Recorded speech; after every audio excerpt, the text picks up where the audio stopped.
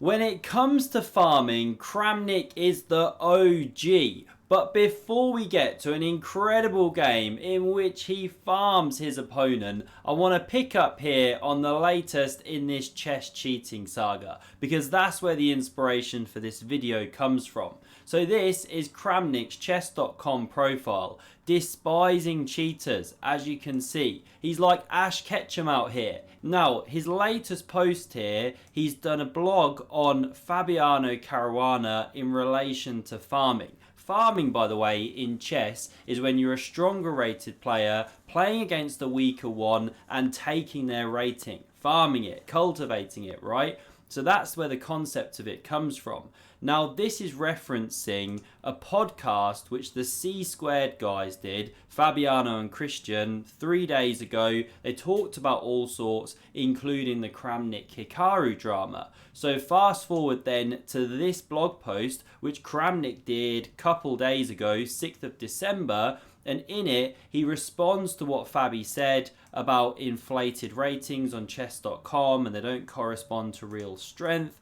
He also addressed this farming thing. Now, I'm not going to read this whole article here. I'll link it down below if you want to follow the link. If you want to pause this video right now as I'm slowly scrolling through, feel free. But he basically dissected what Fabi said, pulled it apart. Of course, everyone else is wrong.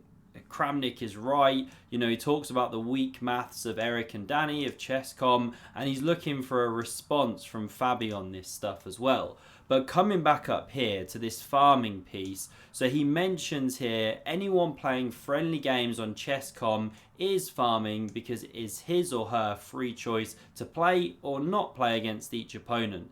But what he's saying is, let us imagine a player A, farming opponents and then players B, C, D in matches. He goes on to talk about that, but he's saying let's put aside the ethical considerations. So he's saying it could potentially be non-ethical or unethical, whatever the word is. Unethical, that's the one, to be farming people out on chess.com. But now let me take you to this, because Kramnik is the OG of farming people, right? So look at his record against Super GM Judit Polgar. He beat her 14 times in classical chess. No losses, 11 draws. And that's just classical chess. In their 45 games of all formats, he only lost 1. Quite incredible, really. So on that note, I want to show you this game here. It was played in 1996, the Vienna Millenium. Kramnik with white here, and this is an absolute classic.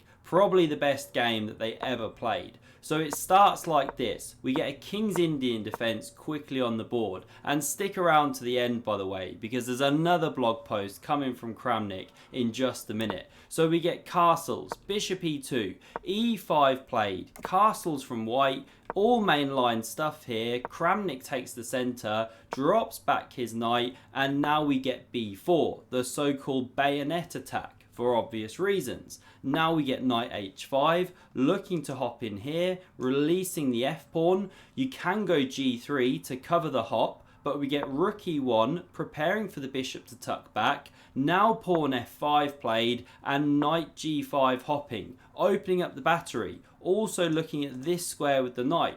So this knight drops back to f6. Now we get bishop f3 to cover the center some more. You can also go f3 there, different lines, and now different ways to go for Judit. You can advance and go for all this kind of stuff.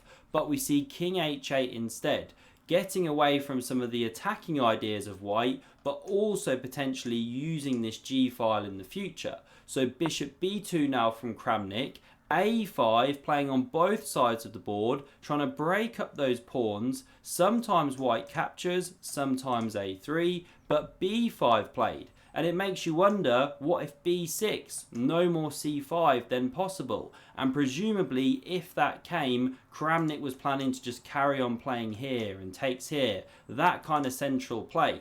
But we see rook b8 played instead by Polgar, looking for things like c6, c5, eyeing that unprotected bishop. So Kramnik goes knight e6, hits the heavy pieces, forces the bishop to chop. pawn recaptures, and now knight e8 played, starting a maneuver round to pick up the pawn on e6. So queen b3, activating, eyeing that pawn. We get c5 from black, shutting things down. You don't want to take on Poisson, open up that rook on b8. So pawn takes on f5 played, Kramnik initiating some central play, pawn recaptures, important to cover the e4 square, and now bishop h5 comes just in time. This was the point of pawn captures. Now after knight c7, you can defend that pawn, that bishop, a thorn in the side, and after queen c8, threatening to win the pawn, knight d5 is forced, and it's a common tactical idea. No time to pick up the pawn, or your knight drops on e7. So takes was played. Best move. Pawn recaptures. Now f4. Space gain. Looking to actually use this square in future. Now the computer shows an interesting line here of sacking the exchange on f7. But it wasn't played, and Kramnik hurries away. Look where the bishop's headed. So we get b6. Now rook a d1, supporting the centre. Rook f5, pressuring the bishop, preparing to attack. Now queen g8, in line with the same theme, opposite this king. We get bishop e4, rook g5, and now here white starts defending along that third rank. The bishop comes to f6, eyeing the g2 pawn. Rook h3, Kramnik going for counterplay. Knight g6, blocks this sniper from the attack on the pawn. So rook h5 now on the way after queen f3, rook b7, defensive maneuver, and Kramnik exchanges this powerful active rook. Rook takes, queen takes, rook g7, eyeballing the white king. So g3 now played, setting up that party hat, defensive structure. Knight e7 back, opens the heavy pieces.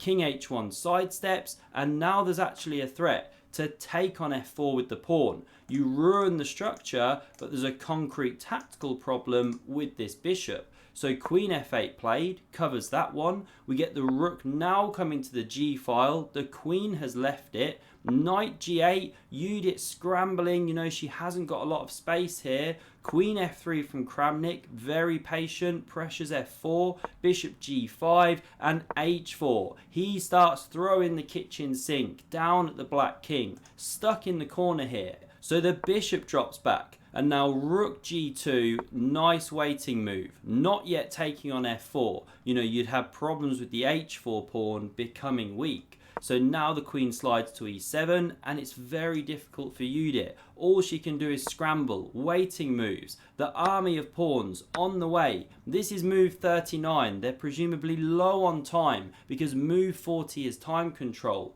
Queen f8 now played, and rook f2. That rook switching. No time to take this pawn, or you walk into mate in one. So queen d8 now played, breaks that pin, but g4. Here come the foot soldiers marching down. And if you take here, the problem is you're encouraging this rook into the attack. Tons of pressure here, problems with the bishop. If you capture, well, now after knight f6, there's queen h6, and how do you stop the queen? If knight d7, you get mated. Huge problems. So we didn't see takes on h4. Bishop e7 now played. g5 rumbling forward. c4, rook f7 invading. The end is nigh. And now how about this for a finish? It's already mate in 6. But after queen e8, which was played, can you find the mate in 2 combination? Of course Kramnik finds it. This is the finish that makes the game special. He smashes through on h7, sacrificing the queen, but to force checkmate like this.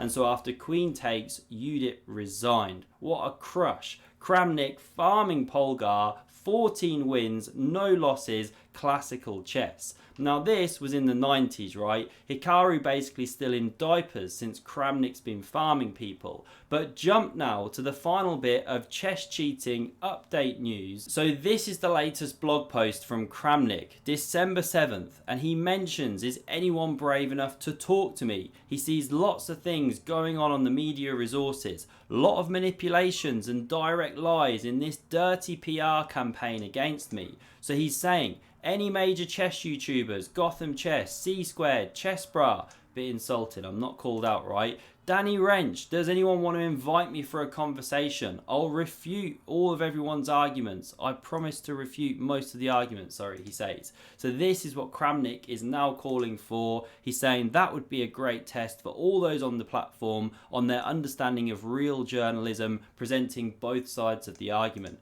Will anyone take up the offer? I don't know. I'm not sure I've quite got the confidence to reach out to him on this one right now. Anyway, I hope you enjoyed this awesome game from Vladimir Kramnik. Let me know your thoughts down below, and see another epic game of chess. Check out the video on screen, and I hope to see you again soon. Cheers.